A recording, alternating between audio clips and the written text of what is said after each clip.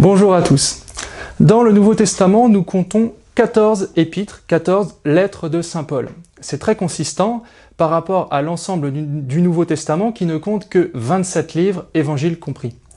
Alors, certains musulmans, comme Hamza Abu Bakr, se sont emparés de ce fait pour prétendre que Saint Paul était le grand falsificateur, que Saint Paul était le vrai fondateur du christianisme et pas Jésus, et que c'était Saint Paul qui avait inventé les grands dogmes du christianisme comme la Trinité, la divinité de Jésus, le péché originel, la rédemption, que c'était encore Saint Paul qui avait été à l'initiative de l'abandon de la loi de Moïse, celle qui interdisait en particulier de manger du porc. Alors ceci est faux, et je vais vous le montrer en 3 points. Premièrement, ce n'est pas du tout ce que dit Saint Paul de lui-même. Saint Paul dit de lui-même dans la première épître à Timothée qu'il est un serviteur, qu'il est un messager, et que le seul médiateur entre Dieu et les hommes, le seul fondateur possible, c'est Jésus-Christ. Saint Paul dit encore dans la première épître aux Corinthiens que c'est Jésus-Christ qui est l'unique pierre de fondation. Donc c'est Jésus-Christ qui est l'unique fondateur possible du christianisme. Saint Paul dit encore, dans la deuxième épître aux Corinthiens, qu'il n'enseigne pas lui-même, il ne s'enseigne pas lui-même, mais il enseigne Jésus-Christ.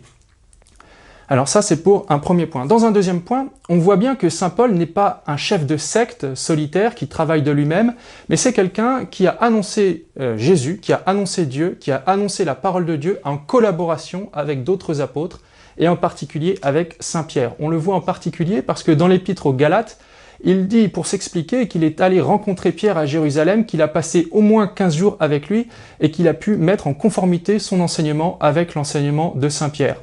Il dit aussi dans la première épître aux Corinthiens, « Ce que j'ai reçu, je vous le donne ». Il ne s'invente pas lui-même, il n'invente pas une doctrine, il est un transmetteur, il transmet un enseignement. Et aussi, on voit que Saint Pierre fait l'éloge de Saint Paul. Et Saint Pierre parle de Saint Paul dans des termes extrêmement amélioratifs. Saint Pierre dit qu'il est notre frère bien-aimé, et il dit aussi que c'est un homme de sagesse.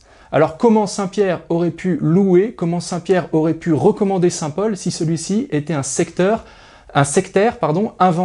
qui avait inventé une nouvelle religion? C'est impossible, ce serait une incohérence. Et ensuite, troisième point, on voit que objectivement, l'enseignement de Saint Paul est en continuité avec l'enseignement de Jésus et avec l'enseignement des apôtres. Je prends 2 exemples très précis. On a vu que Saint Paul enseignait la divinité de Jésus. Or, la divinité de Jésus a été enseignée par Jésus lui-même et par l'apôtre Saint Jean. On voit bien, je vous invite à regarder les vidéos d'il y a 2 semaines, que Jésus a dit de lui-même qu'il était Dieu, qu'il était fils de Dieu, quand il disait par exemple « Le Père et moi, nous ne sommes qu'un ».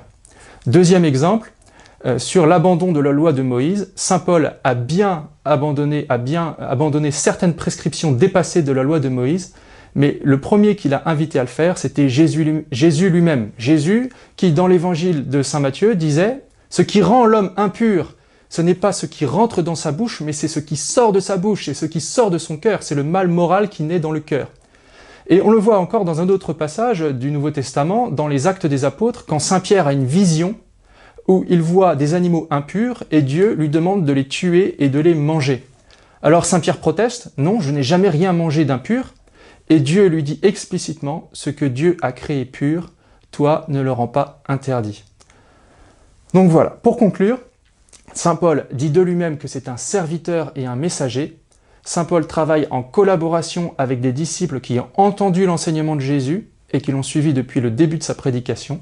Troisièmement, l'enseignement de Saint Paul est objectivement en conformité avec l'enseignement de Jésus.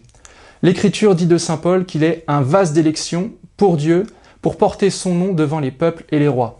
Alors, pour cette fin de carême, je vous propose de demander à Saint Paul de nous enseigner la sagesse de Dieu et de nous donner un amour brûlant pour nos frères et pour le monde entier. Merci, bonne fin de carême.